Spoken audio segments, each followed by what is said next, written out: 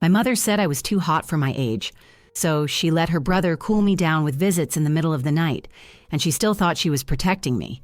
My name is Dorothy Ann Whitaker, I'm 83 years old, and I'm from Jackson, Mississippi.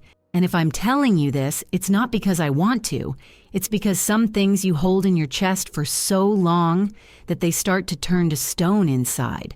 And too much stone, my dear, sinks you. I was very young when my mother started talking to me like that, you know? "That girl is too hot for her age," she'd say with that sideways glance, like she was tired of being a mother, like she saw me more as a problem than a daughter. And I, silly, didn't even understand what that meant. I just felt the weight, that guilt without knowing what for. My Uncle Charles, her brother, appeared more frequently at that time. A man in his mid-40s, his hair was always mussed, and he had a smile that I hated. He didn't live with us, but lived in passing. And every time he showed up, my mother let him stay on our sofa. She said it was only until he settled down. He never did. The first few times he came into my room were discreet. Door half open, light footsteps, and that dirty whisper of someone who thinks he's doing me a favor. I stood still, stiff, not understanding, like a frozen child. And in the morning, the only thing my mother said was to keep quiet at night because Uncle Charles is a light sleeper. I learned early on not to ask questions, because every time I tried to speak, she cut me off with that look like she already knew everything. "Dorothy, you need to learn to behave." "Behave how, Mom?" I just wanted to sleep. I just wanted to play with my doll without being afraid of the sound of the creaking door. Over time, he grew more confident. He brought sweets, a new crayon, even a hair ribbon once, the bargaining chip. And when I refused, he'd say, "You don't want to be mean to Uncle, do you?" I just wanted to disappear. There were nights when I pretended to be ill, and he would laugh. He used to say that hot girls catch fire easily. That has stayed in my head to this day. And my mother? Oh, she thought it was nice. She said it was good that I had someone to look after me. No man would want a rebellious, ungrateful girl. It's funny that I never saw any care in his eyes. I only saw hunger. At school, I was quiet. I always shrugged, afraid to touch anyone. My teacher, Miss Caldwell, looked at me differently. One day, she asked if I was eating properly at home. I said yes. It was easier to lie than to deal with the mess that would ensue if my mother found out, because any attempt to tell her would lead to scandal, punishment, and a slap on the wrist. "You want to tarnish the family name, is that it?" she would shout. "What name, Mom? What family?"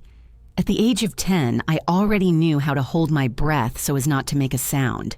I could recognize the sound of his footsteps coming up the stairs, even from a distance. I knew that no one was going to save me, because the one who was supposed to protect me was the one who threw me there, smiling. And then there was that night, the one I've never forgotten. That's when everything started to go downhill for good. My mother left for a church bingo. She said she'd be back soon. She left me alone with him.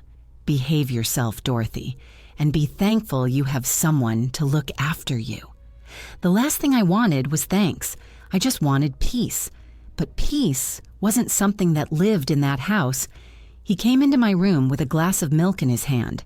"So you can sleep better." I knew it. That milk tasted like fear. I turned my face away, said I didn't want to. He forced the glass into my mouth and said, "Don't throw a tantrum, young lady. Uncle Charles only wants you." And at that moment, something inside me started to break. It wasn't just fear. It was a kind of anger I had never felt before. I didn't know how to use it yet, but it stayed there, quietly, like a buried seed. When my mother returned hours later, she found the house silent, and she smiled. She said it was good to see that Uncle and I were getting along, that this was proof that I was maturing, and that's how the worst phase of my life began. There was no shouting. There was silence, a silence that still screams today. Support Grandma by leaving your like and leaving it here in the comments from where you're listening. My good. The next morning, I woke up to the smell of coffee burning in the kitchen and a stony feeling in my chest. It was Sunday, The day my mother made pancakes and forced that happy family theatricality onto the table. She hummed some tune while Charles flicked through the newspaper as if he owned the world. I sat quietly, holding my fork as if it were a weapon. He looked at me, blinked, and carried on reading. My mother put 3 pancakes on my plate. "You're going to need energy, young lady, growing up fast like that." I cringed. Those words seemed to have another meaning that only they understood. I pretended to eat, but everything stuck in my throat. Since that night, I hadn't been the same. It seemed as if I had left my body and left only the shell there, living on automatic. Everything began to lose color, taste, and desire, and nobody noticed, or pretended not to. The world around me went on as if nothing had happened. At school, I started avoiding everyone. I hid in the bathroom during recess, sat at the back of the class. When a teacher asked if everything was all right, I would give that rehearsed smile my mother taught me. "Girls should be discreet," she would say. "You don't need to expose your house to others." So I learned to hide it even from myself. Uncle Charles began to be more present. He slept over 3 or 4 times a week. Sometimes he'd arrive with bags, saying he'd bought something or other to help. My mother was grateful. "He's the only one in the family who's still any good," she said. I wanted to ask her what good meant, because in my head it didn't make sense. But I kept quiet. I'd learned that any doubt I had was an offense to her. "You're never satisfied, Dorothy. He might as well not care." And how he cared. He'd show up in the hallway with the excuse of fixing something, even when nothing was broken. "Just making sure everything's in order." And my mother would smile from afar, thinking it was cute. I started to lock the door, but she didn't like it. She said it was disrespectful, that there was no need for secrets at home. I wanted to say that it wasn't a secret, it was fear, but I swallowed that one. Over time, I started collecting tricks to escape. I slept with my chair against the doorknob. I stuffed toys behind the door. I pretended to have my period. Once I even wet myself on purpose and said I was sick. It worked for a few days, but he always came back. He always had an excuse, a new reason to be around. And she was always right. One night, it rained a lot. Lightning scratched the sky like a knife. I was shaking in bed, not just because of the noise outside. That night, he never showed up. I waited, heart racing, hands sweating, but nothing. The room was dark, and that was it. And as incredible as it may seem, that gave me a glimmer of hope. Maybe he'd given up. Maybe my mother had noticed. I wanted to believe. The next day, she woke me up early. She said we were going to visit Aunt Agnes in the countryside. I almost jumped out of bed. I thought we were going to run away, that everything was going to change. But when we got there, I realized it was really just a visit. Aunt Agnes was a bitter lady, locked in a world of rules and schisms. "Dorothy's getting pretty," she commented as she looked at me with judgmental eyes. My mother replied in her usual tone, "Too pretty for her own good. It's a good thing she has someone to look after her."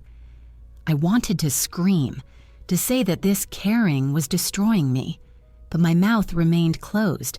It was as if my voice had escaped me. In that house, everything was stuffy. The carpet hid dust, the cupboards hid drink, and the words hid pain. After a few days, we returned to Jackson, and guess who was waiting in the living room? Him. As if he'd never left, and he'd brought a box with a present for my favorite girl. It was a new blouse, blue, with lace. My mother was delighted. "See how much he cares?" I took the blouse, smiled out of obligation, and put it away without wearing it. I never got around to wearing it. Time passed slowly. Every day was the same. School, silence, heavy looks. Classmates started talking about crushes, about boys who struck up conversations. I just wanted to disappear. I didn't trust anyone. Everything I knew of affection came with fear. And fear, my child, it sticks. It becomes skin. One day, my teacher asked us to write an essay about the safest place in the world. I stared at the blank page for minutes. The only place that came to mind was the schoolyard behind the fence, where I used to hide to cry, but I couldn't write that down. So I invented a hut in the middle of the woods, with a dog, an old blanket, and no one around. She read my essay and asked if I'd ever been camping. I shook my head. "Maybe one day you'll take me there," she said, smiling. I smiled back, but inside I wanted to ask for help. That month, Charles started working nights, and for a while, there was peace. A tense peace, like when you know the storm is still on the horizon, but I enjoyed it. I slept better. I dreamed a little. I even started playing with a colleague called Tammy again. She was cheerful, chatty, didn't understand my silences, but liked to drag me around the school. "You're funny, Dorothy. You only talk when you really need to. You sound like my grandmother." It was the first time I felt seen without fear. But joy in a house of pain never lasts. One Saturday afternoon, my mother called me into the kitchen. He said that Charles was moving there for good. "He needs help, and so do we. You're going to have to pitch in, Dorothy." That hit me like a stone. I locked myself in the bathroom and cried so hard that the water in the sink ran with my tears. I knew that my war had only taken a break. Now it would come back stronger, and I was still just a girl trying to survive. When he moved in with us for good, I didn't say anything. I just listened. My mother explaining how nice it would be to have a man there, to help with the bills, to put things in order. But I knew what she meant by order. I had to shut up and accept it. It was smiling at the visitor who would never leave. He arrived with 2 old suitcases and a noisy radio that he turned on every morning. He was like a dog marking his territory, scattering his things around the house as if they were all his. In the first week, he started messing with my schedule. "Dorothy's going to bed earlier now," he said at dinner, and my mother agreed as if it were natural. That's good. A child needs to rest. But I knew better. It had nothing to do with rest. It was about control. He wanted the house empty so he could move around as he pleased with no witnesses awake. I obeyed, but every night felt like a trap waiting to close. The sound of the doorknob turning became my silent alarm clock. Even when it didn't come, I didn't sleep properly. Staying alert became routine. At school, my grades began to drop. The principal called my mother. She said I was distracted, disconnected, that I seemed to live in a separate world. My mother came home snorting. "Are you trying to embarrass me in front of everyone now? Get your act together, Dorothy, or I'll have to take action." Her measures always hurt, but they weren't slaps or ordinary punishments. It was indifference. It was contempt in her eyes, as if she regretted giving birth to me. He gradually occupied the spaces. First the sofa, then the TV remote, then the kitchen. He said he could make better chili than her, and she laughed. And I watched it all, sitting on the edge of the table, wanting to evaporate. The things he said around her were always disguised, but he looked at me like he wanted to remind me of everything. I didn't need him to say anything. The silence was enough. I started writing in an old notebook hidden inside my shoebox. It was the only place I could say what I was thinking. I wrote everything in small letters so I could fit more in, so no one would see. Sometimes I just drew. A hole, a house without a door, a girl with crossed-out eyes. It was my way of not exploding, because inside me, everything was already cracked. I just didn't know how to scream. One day, Tammy asked me to sleep over at her house. I made up excuses, said my mother wouldn't let me. But the truth was that I was terrified of going out and coming back with him still there, even more at ease. He could take advantage of my absence to mess things up and then say it was me. He did it with words. He misrepresented. One day, I broke a glass washing dishes, and he said I did it on purpose, that it was my way of getting back at him. Revenge for what, Charles? My mother swallowed these things as if they were the truth. She said I was getting difficult, that my adolescence was going to be hell. Hell was already my childhood, and nobody noticed. At 12, I got my first bra. He gave it to me. It was wrapped in red paper with a card saying that I was becoming a young lady. I went to the bathroom and threw up. I hid the present in the back of my closet and didn't look at it for weeks. My mother thought it was beautiful. Look, he cares about you, Dorothy. Learn to appreciate it. Value? I began to appreciate the silence of school, the church pew, even the sound of the fan whirring in my room. Everything that distracted me from reality became my treasure. I pasted pictures from magazines on the wall as if it were my other life. I daydreamed about places where no one called me difficult, where no one knocked on the door with their hand already on the handle. Charles started drinking more. He came home smelling of beer and cigarettes, talking loudly, laughing to himself. One night, my mother wasn't home. He asked me to open the door. I didn't. I pretended to be asleep. He kicked the wood, cursed loudly, then laughed. The next day, my mother found the door with his boot prints on it and asked what had happened. I said it was the wind, and she believed it, or pretended, or preferred to. Each week was a test of endurance. I stopped counting the days. I stopped hoping for improvement. I lived in survival mode. Once I thought about running away. I grabbed my backpack, threw in a change of clothes, some coins, and the notebook with the drawings, but I stopped at the corner. I didn't know where to go. Nobody was waiting for me anywhere. I walked home in silence with my heart in my throat, and he saw me coming back. He looked at me. He smiled, as if to say, "You'll never leave here." My mother never asked where I'd gone. She just told me to do the dishes, as if he hadn't noticed the backpack or the disappearance. Maybe she did and decided to ignore it. After all, for her, there's no such thing as a problem that isn't talked about, and I became that problem. When I turned 13, he took me to buy a present. My mother told me to go, that it was important to trust. We went into a department store. He gave me money and told me to choose whatever I wanted. I chose a book. He frowned. Pretty girls should buy clothes, not paper. I took the book anyway. He paid with disdain. On the way back, he said it was getting difficult to deal with me. I thought, I hope so. That night, I wrote in my notebook, "One day he'll stop." I didn't know how or when, but I wrote it down. Because sometimes you have to write to believe, even if it's a lie. The routine returned to normal. School, silent dinners, night visits that didn't always materialize, but always hovered. I walked like someone stepping on eggs. One stumble and he'd invent that I was ungrateful, that I didn't recognize what he did. Sometimes he'd say it in front of my mother, and she would agree, looking like a martyr. That girl's a pain in my ass. I started to feel angry with her too. Before, it was just him. But then I realized she knew. She always knew. She just chose not to see it. Because it was easier to have a man at home than a daughter in pieces. And that's when, without realizing it, that anger turned into something more. Something that began to grow with the desire to change everything. I can't say exactly when it started, but I realized that my head was no longer the same. It was as if my memory only remembered the good parts. The bad parts stuck. Every gesture, every tone of his voice, every look in my mother's eyes, I remembered as if it had been yesterday.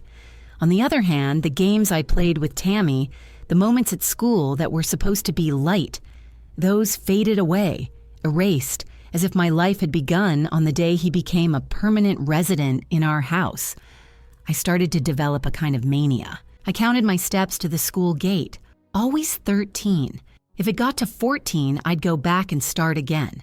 I thought that by doing this, something would change. Maybe he wouldn't be there when I got back, that maybe my mother would have taken action. It was silly, I know, but when you have no control over anything, you invent little controls, silly things. Walking only on certain sidewalks, not leaning on such and such a chair, eating with the same fork, all this to pretend that we're still in charge of some part of the world.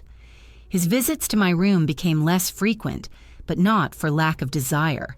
It was out of convenience. Sometimes he'd have a fight with my mother and disappear for a few days. When he came back, he'd be calmer, smiling, and she always forgave him. They used to say that men are like that. Some days he doesn't want to talk, but I knew he was like that only with me. One day, I woke up earlier than I should have. The sun hadn't risen yet, but I heard low voices in the kitchen. I snuck down the hall and leaned against the wall. I heard him saying that I was getting insolent, that my mother had better start controlling things before they got out of hand. She replied that she was trying, that I had been difficult since I was little. That was the day I realized that it wasn't just omission. She was with him. She might not have done what he did, but she let him. She encouraged him. She allowed him. That broke me more than anything else. At school, I began to isolate myself even more. Even Tammy couldn't talk to me anymore. One day, she said I was weird, that I seemed to be afraid all the time. I responded with a silly joke, smiled crookedly, and she let it go. I didn't blame anyone for giving up on me. Not her, not the teachers, nor God. My paternal grandmother, who lived in another city, sent me letters from time to time. They were full of beautiful but cold words, as if she wrote to keep up appearances. She never really asked how I was. All she said was that she hoped I would make my mother proud. I tore up each letter after reading it. Sometimes before I'd finished, when I turned 14, my mother wanted to celebrate. She invited some neighbors over, made a box cake, and filled the living room with cheap bladders. I stayed in my room the whole time. Charles came through the door every half hour. He said I looked very pretty in that blue dress. I wasn't wearing a dress, just an old t-shirt and pants that didn't fit properly. But he saw what he wanted to see. He invented, created, forced, and nobody did anything about it. That same evening, after the visitors had left, my mother came into my room with a bag. Inside was a set of new clothes. She said it was a present from Charles. I refused. She was furious. She threw the bag on the floor and shouted that I was ungrateful, that I didn't even try to be kind to people who gave me things. "How are you going to live?" she said. "No man is going to want a girl who's sulking like that." I turned to the corner of the bed without answering, and she slammed the door, as she always did when she couldn't bend me. The present stayed there for days. Then it disappeared. I imagine she gave it back to him or threw it away. I didn't care. It wasn't for me. It was just another way of decorating the control. The following week, I started missing school. I pretended to be ill. I'd curl up in bed, put a hot towel on my forehead, wet the sheets to make it look like sweat. Sometimes it worked. Other times, she dragged me to school anyway. I'd walk with my legs shaking and my stomach upset, but I'd go, just so I wouldn't hear any more lectures. Then one day, Tammy came to see me again. She handed me a letter. She said that if I wanted to run away, she could help, that her mother was good, that I could talk to her. I read it and cried, but I tore it up. Not because I didn't trust her, but because I didn't trust anyone, not even myself. I was so far down that any possibility of a way out seemed like a lie. What if it didn't work out? What if everything got worse? Charles started working less. He spent more time at home. He said his health was getting worse. There were days when he dragged himself around the room making a scene, and my mother spent her days looking after him like he was a king. She made soup, put a blanket on him, massaged his feet. I watched in silence with a dry hatred inside. Why didn't she ever look after me like that?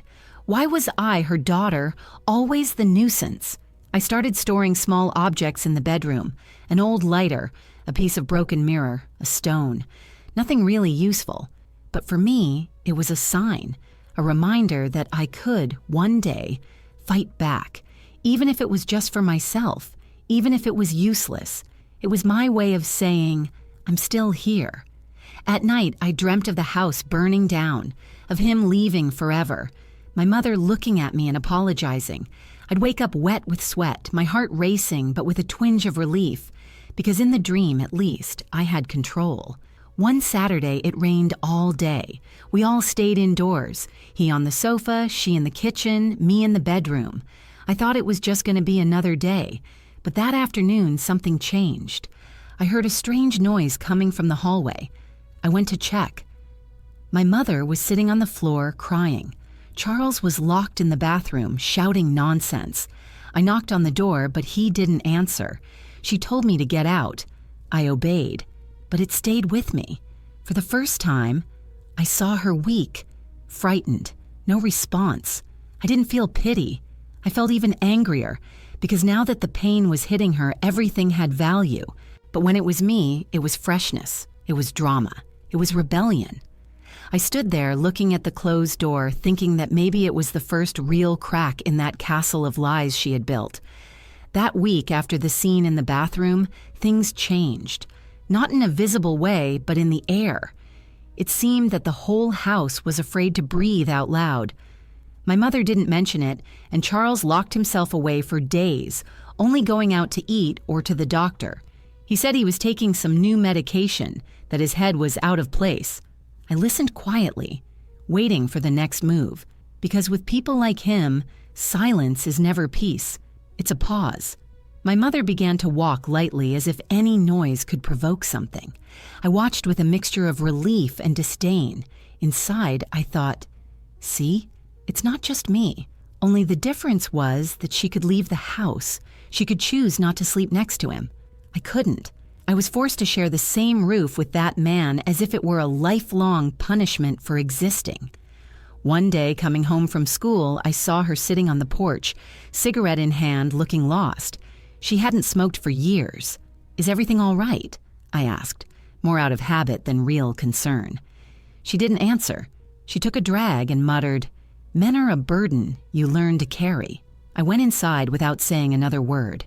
Inside, I laughed, because if there was one thing she didn't carry, it was a burden. She let go of my hand and walked on lightly. Charles started giving her hints. He said he was tired of being the only one making an effort in the house, that no one appreciated what he did. Sometimes he spoke loudly so that everyone could hear. At other times, he'd come up to me and drop a sour phrase, a snide remark. One night, he passed me in the corridor and said, "You should thank me, young lady." I kept walking, but inside, I burned, because the urge to explode no longer fit. I started to pay attention to the little things, the time he slept, how long he took in the shower, how much whiskey he drank before collapsing on the sofa. It wasn't out of fear, it was strategy. Anger becomes that when there's nowhere else to go. It becomes a plan.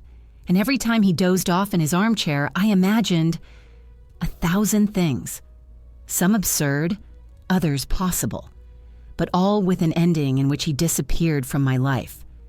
At school, the principal called me in. She said my grades had improved, but my posture was still strange. I just shrugged. I said I was tired, that things weren't going well at home.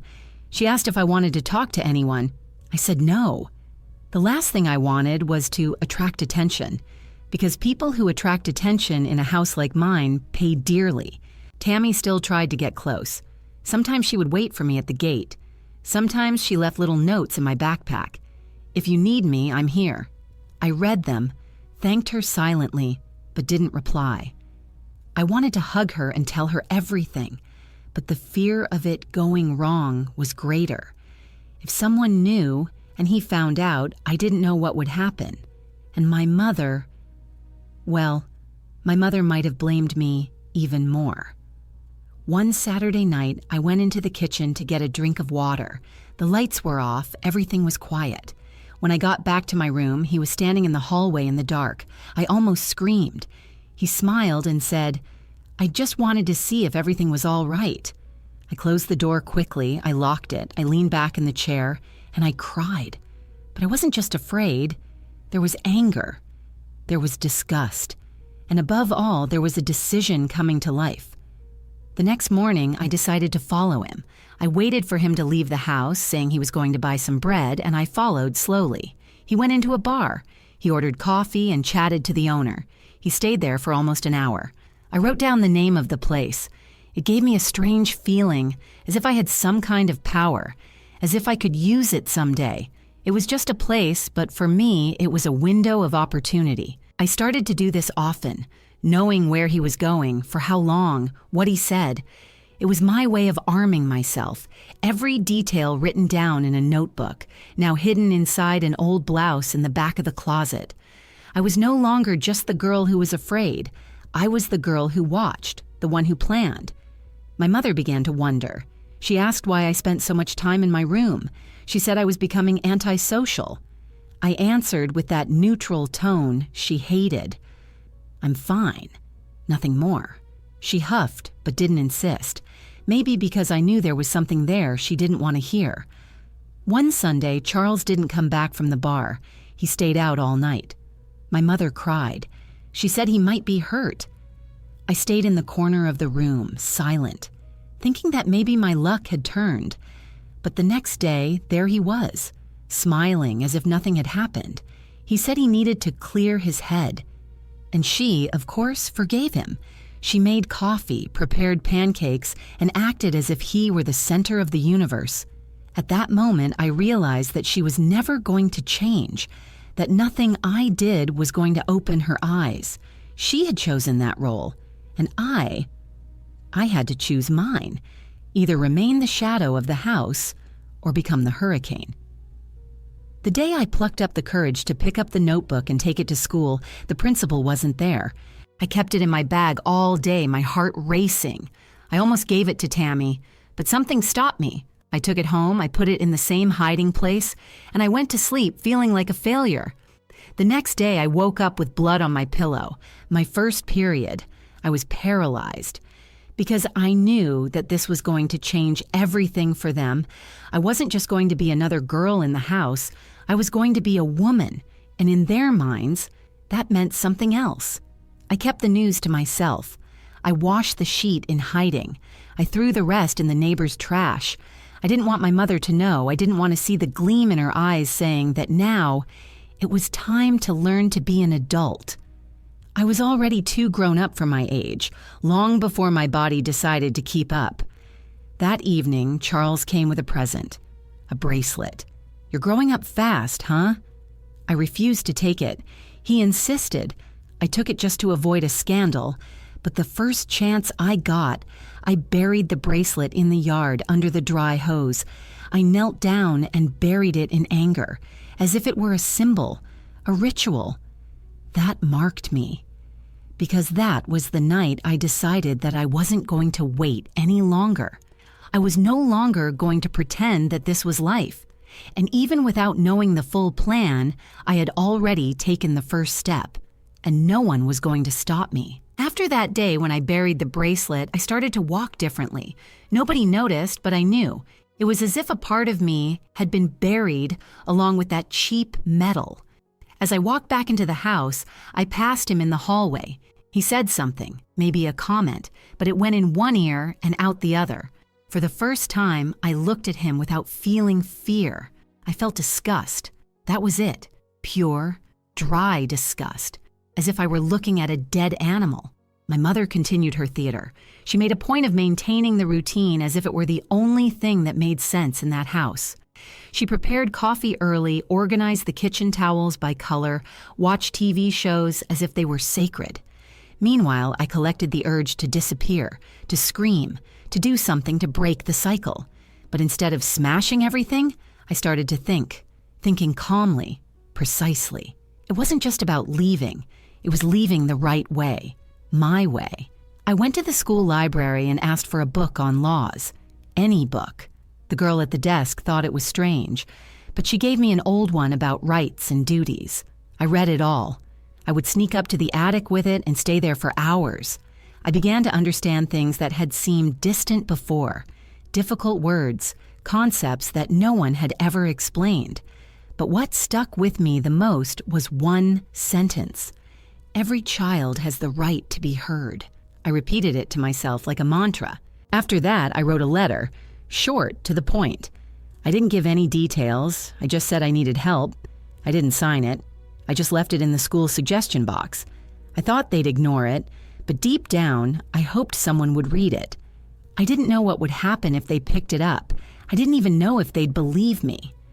But for the first time, I took a step out of line. That week, my mother received a phone call. I remember her face changing as she listened. She frowned, then ran a hand through her hair. She hung up and called me. "The school wants to talk to you." I remained motionless. I thought about denying it, saying it was nonsense, that I didn't need to. But something pushed me away. It was time to face it. The next day, I walked into the principal's office with my heart pounding. She offered me water. I refused. She sat down in front of me and spoke calmly. She said she'd received an anonymous message. She asked if I knew anything. I shook my head. Lying at that moment would have been easier, but I was past the stage of looking for the easy way out. I wrote it. That's what came out. Her voice came out low but firm.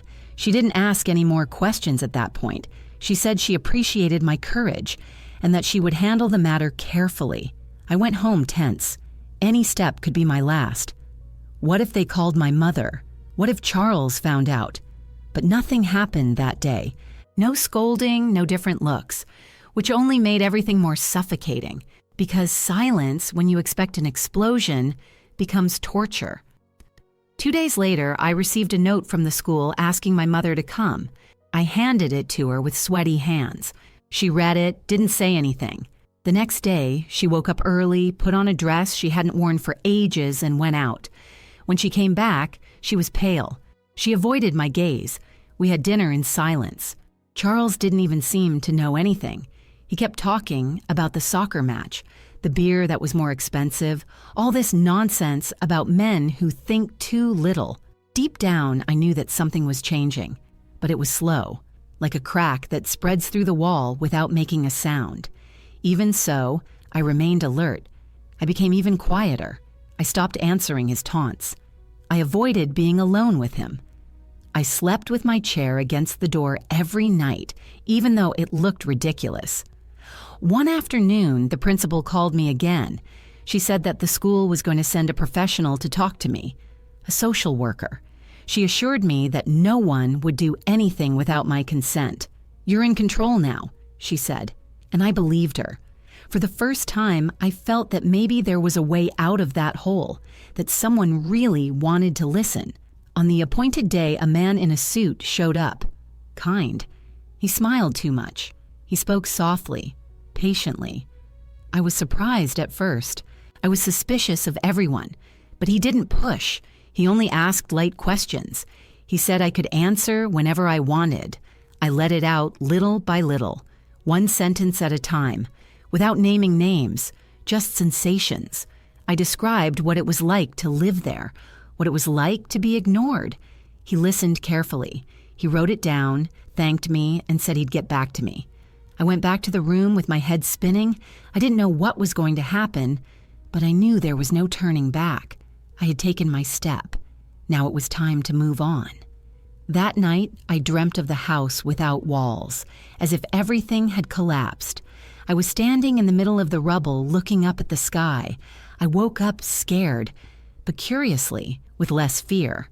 2 days later, a woman came home. She said she was from the Guardianship Council. She spoke to my mother in the living room for almost an hour. I listened from afar, restrained voices but tense. In the end, my mother went upstairs and told me to pack a bag. She said I was going to spend a few days with a distant aunt, that it was for the best. I didn't really understand, but I went. I packed my notebook, some clothes, and left without looking back. I stayed at Aunt Clara's for a week, a fat, serious woman who hardly spoke. But she gave me a room of my own, a space with no noise, no crossed eyes, no tension. I slept like I hadn't slept for years. When I woke up on the third day, she had left a plate of pancakes on the doorstep. No note, no charge, just the plate. It tore me apart. After a week, the social workers came back. They said they were investigating the situation, that I could decide what I wanted. They asked me if I wanted to go back. I looked at them and said no, low but firm. For the first time, someone wrote down my answer and took it seriously. I don't know how my mother reacted. I haven't heard her voice since. I heard that Charles also disappeared for a while, but I didn't care. I was starting a new page, still scared, of course, but now with room to breathe, and with the certainty that I wasn't going to let anyone silence me again. At Aunt Clara's house, time moved more slowly. She was one of those women who didn't ask too many questions, but observed everything. She kept me quiet, as if she knew that too many words would only get in the way. She didn't try to make conversation or force intimacy. I cooked well, kept the television at a low volume, and always left the bedroom door closed. Never closed, never locked. That, for me, was a kind of freedom. For the first few days, I thought it was a trap. I was afraid of going to sleep, waking up, and it all being a dream. It took me a while to understand that no one was going to come in without knocking. I started walking around the house without looking over my shoulder. It took time to get used to real silence, the kind that doesn't hide threats. And yet I still had the voices in my head, old words that stuck so much that they became an echo. The school transferred me to another unit, further away. A van picked me up early every morning. I sat at the back with my headphones in my ears, pretending to listen to music just to avoid conversation. My new classmates didn't know anything. Some tried to chat. Others just looked at me with that discreet curiosity that new people always provoke. I replied with short answers. I still didn't trust anyone. I still wasn't sure that I could. Aunt Clara gave me space, but she also set limits. Time to eat, time to sleep, time to come home from school. No shouting, no threats, just clear rules. That helped me. It gave me ground. I began to feel that I could exist without stepping on shards. After a few weeks, she asked me to go to the market. It was the first time I went out with her beyond the gate. We walked around the shelves. She showed me the cheapest brands and taught me how to read labels. At the checkout, she told me to pass the items. I thought it was small, but I was shaking inside. I'd never even had control of that. When we left, she handed me the change and said, "Now you're going to keep it." I smiled. Small, but for real. Over time, I started helping out in the kitchen. I started washing dishes. Then I learned how to make rice and cut vegetables. She just watched. She corrected when necessary, but without rushing. One day, I prepared dinner on my own. When I put the food on the table, she ate in silence, then let out, "That's good." It was then that I felt a twinge of pride. For the first time, not because someone was forcing me, but for myself. At the new school, there was a reading project. The teacher asked each student to choose a book and present a favorite passage. I went to the library with a heavy heart. I picked up a copy I didn't know, opened it at random, and read the first line. It was about a girl who lived between high walls, afraid of the world. I felt something move. I took the book home and read it in 2 days. I presented it in front of the class with a shaky voice, but I got to the end. At the end of the lesson, the teacher came up to me and said I should write it down. I said I didn't know how. She smiled. "But you do. That's rarer." I went back to writing in my notebook, no longer hidden away. Now I left it on the desk. Aunt Clara saw it once, flipped through 2 pages, closed it, and just said, "When you've finished, show it to me." That touched me more than any compliment, because she didn't force it. She just respected it. One afternoon, she took me downtown. She said she needed to sort out some things at the bank. While I waited, I sat on a bench in the square opposite. I saw mothers with children, couples walking hand in hand, gentlemen playing cards. It was an ordinary world, but to me it seemed like another planet, one I didn't know. I was envious, I confess, but also hope, because maybe, just maybe, I could still be a part of it. The memories of the old house continued. Some nights I'd wake up sweating, thinking he was there. I'd run my eyes around the room, listen to the silence, and remember that not now, that he couldn't do it anymore. But it took time for my body to believe it. It became tense, reactive, as if it were still at war. Aunt Clara started to leave a light on in the hallway, just in case. She never asked. She just did. One day, coming home from school, I saw a woman waiting for me at the gate. She was a social worker. She said she needed to talk. We went inside. We sat down at a table. She updated me on the case. Charles had left the state, disappeared. No one knew where he was. My mother, they said, had gone back to live with her sister in another city. She didn't want to challenge the court's decision. It was as simple as that. She let me go as if I were a sack of clothes. The woman asked if I wanted to keep in touch. I shook my head. I didn't even cry. Everything had dried up inside. After that, the process of leaving my official guardianship to Aunt Clara began. She didn't hesitate. She signed everything, gave the judge a firm look, and said that I was now her responsibility. When we left the courthouse, she gave me a short but firm hug, but it was the first real hug I'd ever received, not out of pity, out of choice. Over time, the school became a place of refuge. I took part in more projects. I started drawing more often. A teacher asked me to put on an exhibition with other students. My hands trembled when I saw my scribbles hanging on the white wall, but I stayed there, in the corner, watching people stare. And I realized that I had something to show. One of those afternoons, Tammy showed up. I don't know how she knew where I was.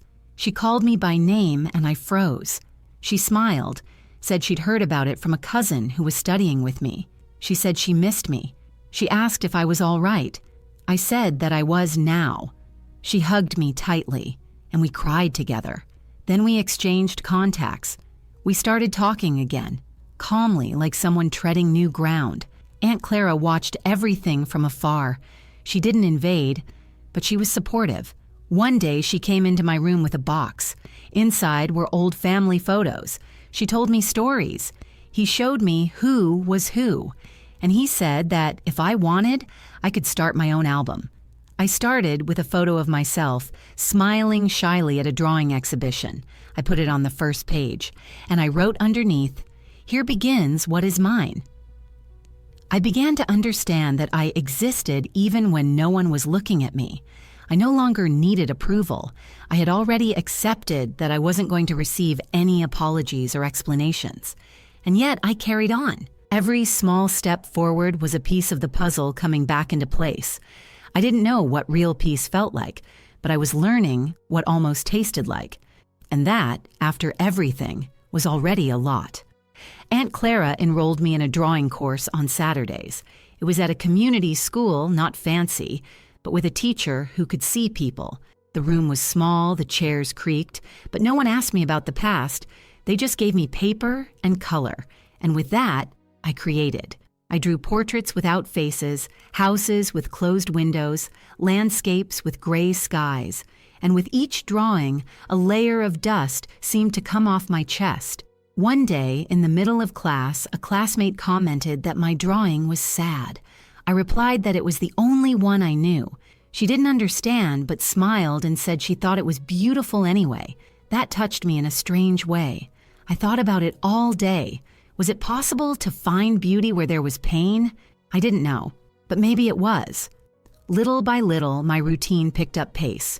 I woke up early, had coffee with Clara in comfortable silence, took the van to school, came back late in the afternoon, did my homework, drew a little.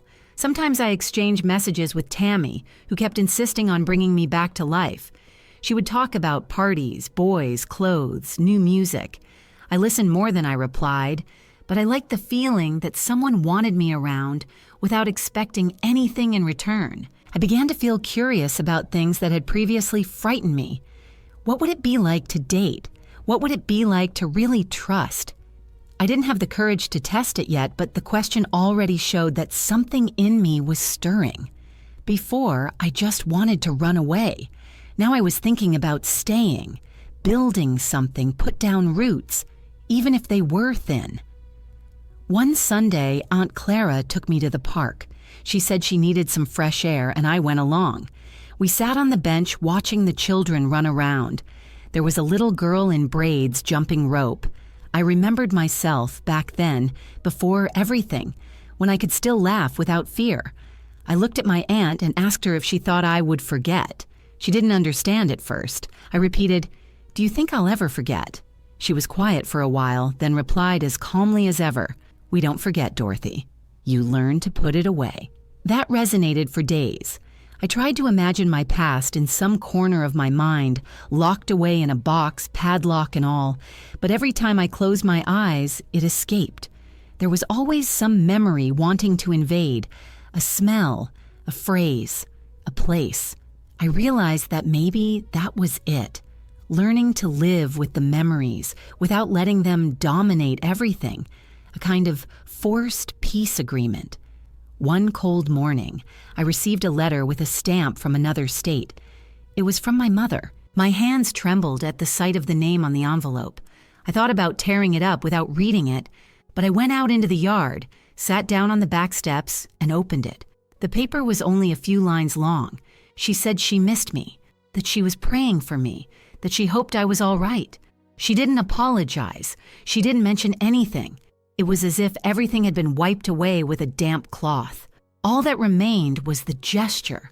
I stood there, staring at those empty words, trying to understand what to feel. I didn't cry. I didn't smile. I just folded the letter, tucked it between the pages of my notebook, and went back inside. I didn't tell Clara. I didn't tell anyone. Over the next few days, I kept more quiet, not out of sadness, but out of reflection. I revisited old scenes, tried to understand what she really knew, what she ignored by choice. The greatest pain came from that. It wasn't just him. It was her silence. Abandonment disguised as obedience. I didn't want revenge. I just wanted a sincere request for forgiveness. But I realized that it would never come, and I had to accept it. The forgiveness I needed was mine, and that, with effort, I was beginning to build. The nights became lighter. I slept without having to push furniture around. The dreams still came, but with less force. When I woke up sweating, I remembered that I was safe. I would touch the bedroom wall, feel the clean sheet, and anchor myself in the present. I started to get attached to the smells of Aunt Clara's house. The fresh coffee, the lavender soap, the Sunday beans, little details that showed that I was no longer in the same place, that there was another way. Tammy asked me to go to the movies with some school friends. I thought about saying no. I always did, but I accepted. I wanted to try it out. I was scared, but I went. I don't even remember the movie.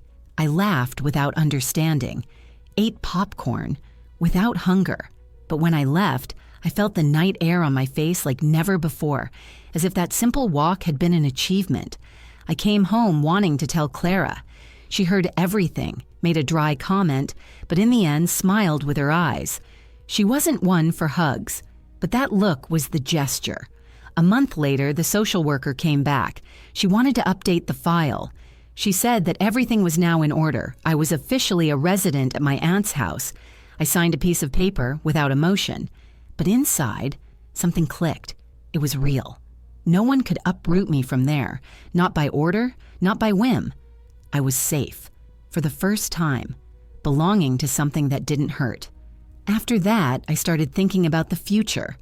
College seemed like something from another world, but I started researching. Clara gave me an old computer that she had gotten from a friend. It was slow, it made strange noises, but it worked. I spent hours on it. I discovered courses, scholarships, possibilities. I began to dream of being an illustrator or working with books. I didn't know yet, but I wanted to build, not just survive. I started writing again, no longer in a hidden notebook, but on loose sheets of paper, which I attached with paper clips and left on the table. One day, Clara read one. She looked at me and said, "You've got something here. Go on." I continued, because when you hear that from someone who has never spoken for the sake of speaking, you believe it. The days began to take on a different kind of silence, not the old kind, full of threats, but a quiet that gave me space to think about what was coming next. The routine with Aunt Clara already felt like part of me. The school had become a shelter. Saturday afternoons were filled with pencils, ink, and paper. Sleeping was no longer a war.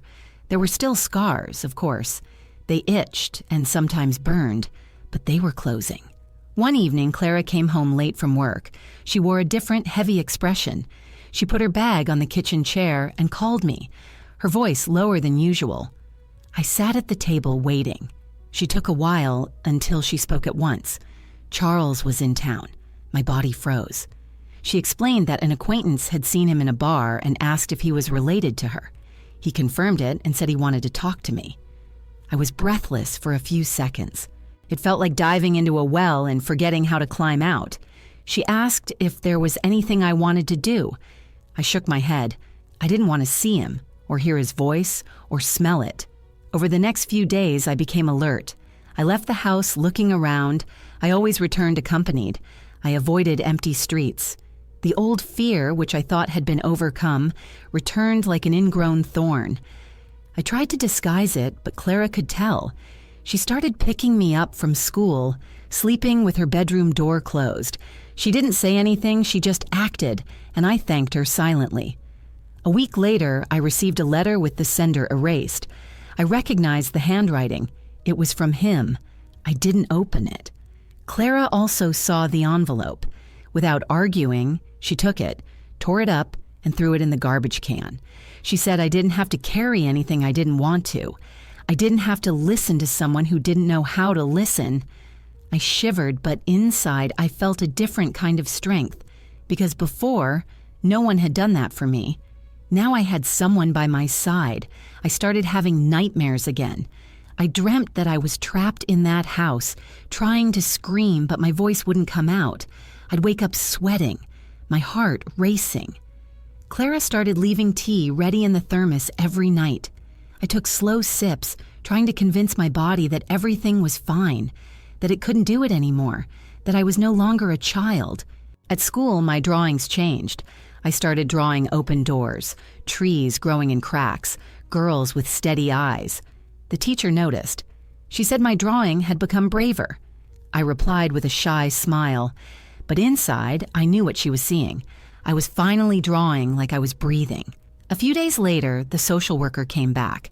She said she knew about the situation, that they were monitoring his movements. She asked if I wanted a protective order. I said yes.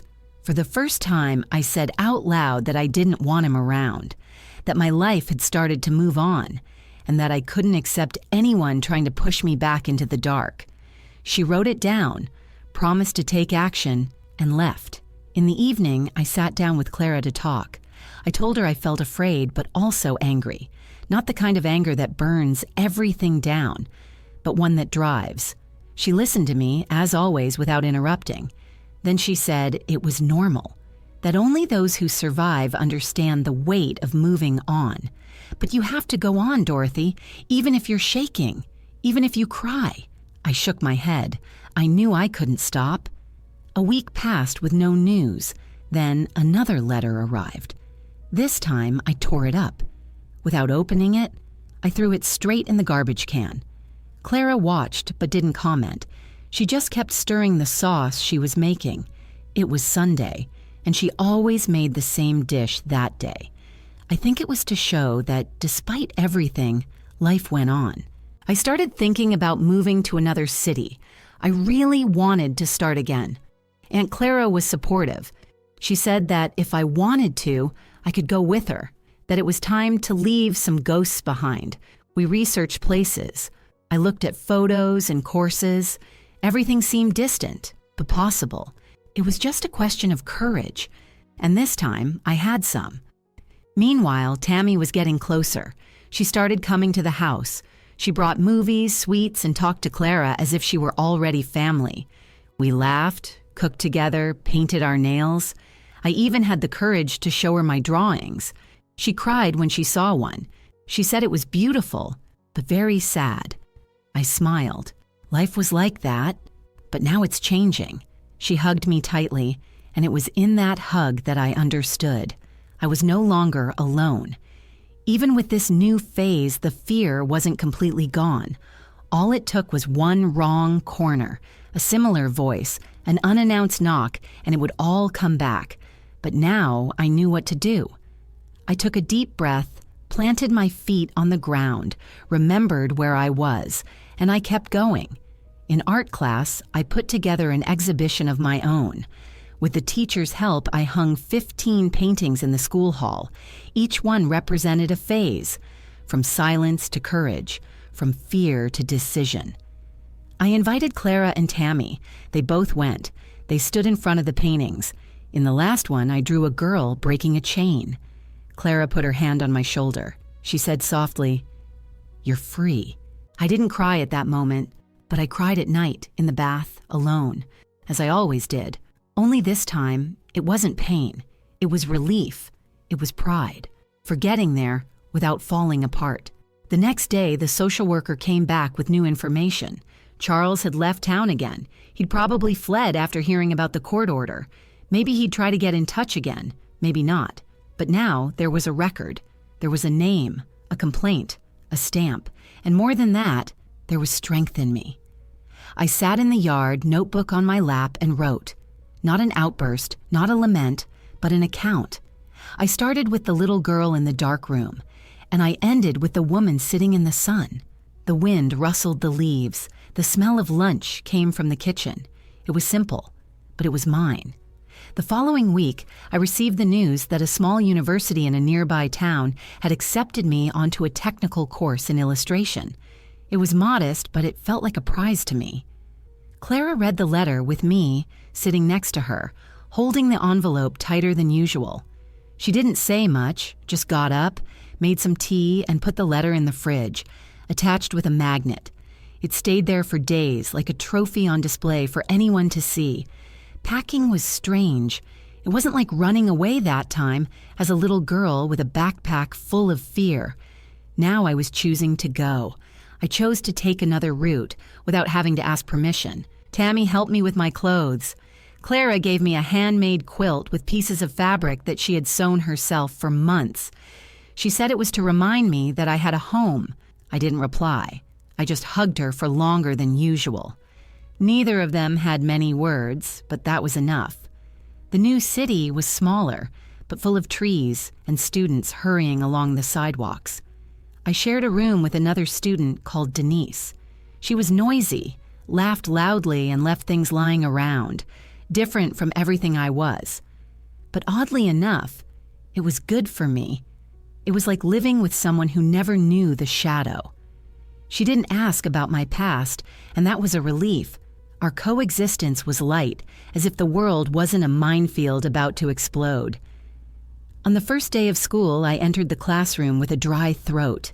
I was carrying a folder with my drawings and a discreet hope that I wouldn't feel out of place. The teacher was a gentleman with white hair and a kind look. He called on each student to show a piece of work. When it was my turn, I showed him an illustration of a woman holding her own hand. He looked at it carefully, remained silent for a few seconds, then said, "There's pain here, but there's strength too." And on to the next one. That stayed with me. It was the first time someone had seen my layers without invading me. The weeks passed with the calm of someone who has lived in too much of a hurry.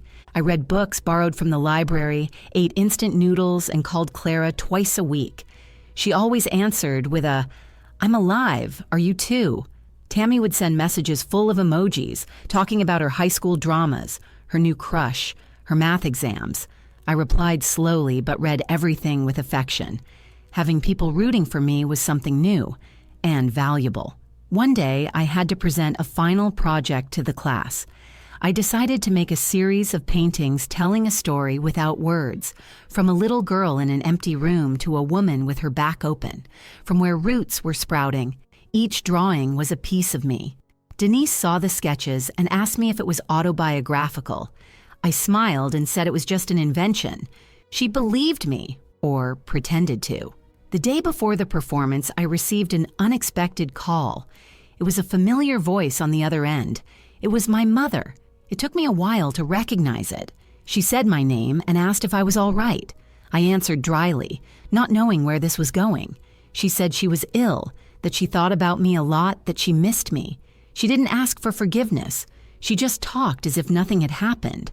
I remained silent. She asked if I had anything to say, and I replied, "I do, but no words can fit into this phone call." She cried. She said she loved me, and she hung up. I stood there with the phone in my hand, not knowing whether to feel angry, sorry, or relieved. I didn't cry. I didn't tremble.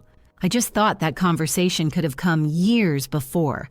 But now it didn't matter. It was part of a story that had been left behind. It still hurt to remember, but it no longer defined me. The other day, during the exhibition, my heart was pounding, but it was different from fear. It was the anxiety of someone who has something to show. My classmates walked among the paintings, commented quietly, and pointed out details. The teacher came up to me, put his hand on my shoulder, and said, "You've told everything without a line. That's rare."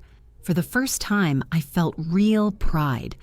Not the forced kind, but the kind that grows when you know you've gone where no one thought possible. After class, I went back to my room, turned on the radio, and lay down with Clara's quilt on top. I looked up at the ceiling and thought about how everything had changed. The girl who used to lock her door with a chair now walked down new streets without looking back.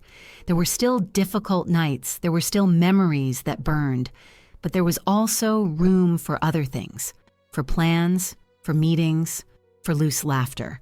I joined a group of young artists at a cultural center near the university.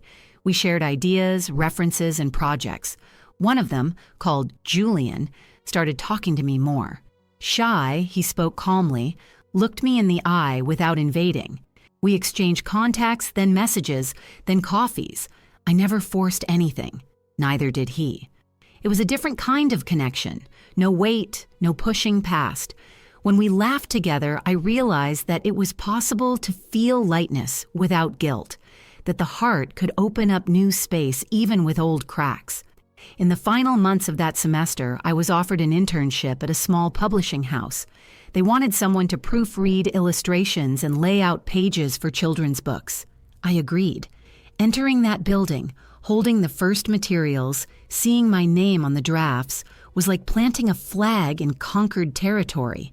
It was small, but it was mine, and no one was going to take it away. I wrote to Clara telling her everything. She replied with a handwritten note. I knew it. Tammy sent me an audio crying with emotion. She said she'd always believed in me. Julian took me to dinner and toasted with a soft drink. You won. But I knew it wasn't the end of anything yet, just a new beginning. The days passed and the new routine settled in like a warm blanket in the late afternoon. The publishing house welcomed me quietly, without questions or judgments. I arrived early, revised drawings, adjusted blank spaces, listened to side conversations about authors, deadlines, releases. It all seemed small to someone who had lived through war. But in that simple environment, my head finally rested. The walls didn't hold me back. The doors opened lightly. The glances came without second thoughts. Clara called every Thursday. She didn't talk much, but she made sure I ate properly, went to bed early and washed my clothes. Sometimes I pretended to be busy, answering quickly, just so I wouldn't seem dependent. But inside, every call was a reminder that, despite everything, someone was looking after me. Tammy continued to be present in her own way, sending memes, hurried voice messages, invitations to events that I rarely accepted, but always thanked her for. Julian, ever closer, respected my silences and celebrated every step as if they were his own. One Saturday, the publisher's coordinator asked me to help with a local book event. I accepted without thinking. It was a simple fair set up in the town square with makeshift stalls and plastic chairs. I organized materials, set up stands, and sorted out flyers. I expected nothing but tiredness at the end of the day, but that's where everything turned around. In the middle of the afternoon, I saw a figure standing in the distance, looking straight in my direction. His shirt was worn, his beard unshaven, his eyes still the same. Charles. The world fell silent for a second. My heart raced in a way it hadn't for a long time. On reflex, I moved away from the bench, walked quickly to the back of the tent, and hid behind the tarpaulin. I took a deep breath and tried to control my trembling hands. I wanted to believe it was a mistake, that my eyes had played tricks on me, but deep down, I knew it was him, that he had found me, or that chance had been cruel enough to put him in my path just when I was at peace. Julian found me a few minutes later, called me by name, realized right away that something was wrong. He asked what had happened. I just said, "He's here." I didn't need to explain who. He held my hand, looked around, and told me to wait there. He left and came back a few minutes later. He said the man had gone. He walked down the street without looking back, but that presence was back with me. Even without touching me, he hurt me again. At the end of the event, I sat on the bed in my room and stared into the void. Clara called. I told her what had happened. She was silent for a few seconds, then asked, "Do you want me to come over?" I said I didn't need to, but she knew that the wound had opened and that it would take a while to close again. On Monday, I returned to the publishing house with heavy eyes. Everyone pretended not to notice. Julian waited for me at the entrance. He didn't mention it. He just walked beside me to the office as if to say, "I'm here." The coordinator called me in for a chat. She said that if I wanted, I could take a few days off, but I refused. I had to stand firm. I needed to prove first and foremost to myself that he was no longer in charge of anything. A few days later, I went to the police station. I spoke to the person responsible for the restraining order. I told him that he had reappeared. I showed them where he went, how he dressed, the time. They promised to reinforce the order. I registered everything again. I left feeling lighter. As if, at least this time, someone had taken what I said seriously. I had trouble sleeping again. Nightmares came back. But now, when I woke up in the middle of the night, I would turn on the light, breathe slowly, and repeat to myself, "He has nowhere to touch me anymore." It was a mantra, a reminder, a resistance. Julian started asking me out more often. I accepted a few times. We went to small cafes, exhibitions, bookstores. We talked about everything except what hurt. Until one day, sitting on a bench in the square, he asked me if I could find out more. I said maybe, not at that moment. But that one day when I knew how to explain it without tearing myself up inside, I would tell him. The following weekend, Clara came by surprise. She brought a cake, flowers, and a smile I hadn't seen for a long time. She said she needed to see for herself if I was all right. We spent hours talking, cooking, washing dishes as if it were a ritual. In the evening, we sat on the balcony listening to the wind. She commented, "You have life in your eyes now." I kept quiet, but I thanked her inside. With the return to normality, I decided to write everything down, not as an outburst, but as a document. I took out my old notebook, tore out the pages that were holding me back, and left only the ones that counted. I wrote calmly, line by line. I detailed the days, the silences, the attempts, not to expose anyone, but so that if one day someone said I'd exaggerated, I could show them, and so that other girls, if they found it, would understand that they weren't alone. I sent a copy to the city's Victim Support Center. I left another with Clara. I kept the third in a wooden box, along with her quilt and my first drawing. I locked it up and hid it under the bed, not because I was ashamed, but because it was mine, and because some stories, before being told to the world, need to be respected in silence. After I handed over those copies, I felt a kind of emptiness, as if, by writing everything down, I'd taken something out of myself that I'd been carrying around for so long that I didn't even know how to live without it. It was a few days before I realized that that hole wasn't pain. It was space. And space, my child, is what we need to grow. I went back to work as if nothing had happened, but everything was different inside me. The air seemed cleaner, the walls of the publishing house clearer, the streets less threatening. I began to notice details that I hadn't noticed before. The way Julian ran his fingers through the books, the way Clara folded her socks neatly, the sound of the rain hitting the gutters of the building. Small things, but when you learn to look, they become life. Julian took me to an art festival. It was small, with only locals, budding artists, live music, and the smell of boiled corn in the air. We walked around colorful stalls, tried strange foods, laughed at silly jokes. At one point, he pulled me by the hand to see a photography exhibition. Each image showed a common moment: a lady combing her hair, a boy climbing a tree, a couple sleeping on a bench in the square. I stood there, looking, and for the first time in a long time, I felt like crying. But it was a different kind of cry. It was a lump in my throat that came from beauty, not pain. Julian noticed. He didn't ask. He just stayed by my side, in silence, like someone who understands that there are things that can't be explained. At the end of that night, walking back, he asked me if I wanted to stay. Not with him, not there, but in the world. If I still wanted to be alive. I stopped, looked straight ahead, then up at the sky. I said yes, that for many years I hadn't known if I wanted to, but now I really wanted to. Because I had discovered that life could also be light, even with a scar. He smiled and hugged me like someone who knows the value of someone who has almost given up. Over the next few months, I published a short story in an independent magazine. It was about a girl who talked to her fears, drawing them in a notebook. She gave names to each fear, colors, shapes, until one day she realized that they had shrunk. They hadn't disappeared, but they no longer dominated everything. The story got back to her. People sent messages saying they felt seen. That moved me. I, who had been silenced for so long, was now making noise with words. I started talking to Tammy more often again. She was about to finish school and was planning to study nursing. She told me that she had always wanted to take care of people who nobody looked at. I laughed, saying that she'd been doing that since she was little. We laughed together. We arranged to meet on vacation, and this time I knew I would. Clara came to visit me. She brought a basket full of jars of food, new towels, and scented soaps.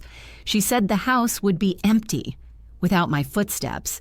He stayed for 2 days. He slept in the makeshift bed in my room, told me stories about his youth that I'd never heard before. He called me my girl for the first time. I pretended not to hear so as not to cry, but it hit me hard. The lawsuit against Charles went on its way. I received a letter saying that he had been located in another state, answering for other crimes as well. That wasn't news. People like that don't change. They just change their hiding place. But knowing that he was far away under observation gave me peace. Not out of revenge, but because now he was just that, a piece of paper in a case. Nothing more. I started planning a small exhibition of my work. I invited people from the city, colleagues from the publishing house, teachers, friends. Even the coordinator helped me organize it. I chose the drawings carefully, one by one. Each picture told a story. Silence, fear, resistance, escape, reconstruction. In the last one, I drew myself on my back looking out to sea. No chains, no shadow, just me, standing. On the opening night, the room filled up slowly. People walked past the paintings in silence, some commenting quietly. Julian held my hand tightly. Clara, sitting in a corner, watched everything with attentive eyes. When she reached the last painting, she stopped, took a deep breath, and said, "You've arrived, Dorothy." I just shook my head. I was speechless, but inside my heart was screaming yes. After that, I sat on a bench and looked at everything from afar. For the first time, I felt like I was the master of my own story. Not a character, not a victim, not a shadow. Owner. With all that is heavy and beautiful about it. I thought of the girl who used to lock the door with the chair, who used to count the steps to the gate, who used to pretend to be sick to escape the touch. She still existed inside me, but now she was cared for, protected by this woman who has learned to get up, even though her body is full of invisible marks. I don't know if the pain will ever go away. Maybe it won't. Maybe it will become one of those pains you feel when the weather changes, when the wind blows differently. But today I can look at it without breaking down. I can tell my story without imploding. And that, for me, is victory. Julian asked me what I wanted to do next. I replied that I wanted to carry on, to continue creating, writing, helping other Dorothys out there, to understand that they too can come out, that they can breathe, walk down the street, laugh out loud, make plans, that they deserve it. And that's why I'm telling you all this now. Because if anyone on the other end is listening and thinks there's no way out, let me tell you, my dear, there is. The door is sometimes narrow. The way takes time. The body bleeds. But there is. And once you've passed through it, you'll never go back to the dark. Leave your darling, if this story has touched you. Not for me, but for all the voices that are still silent, waiting for the right time to tell what they've been through. May that time come, and may no one have to survive in silence like I did.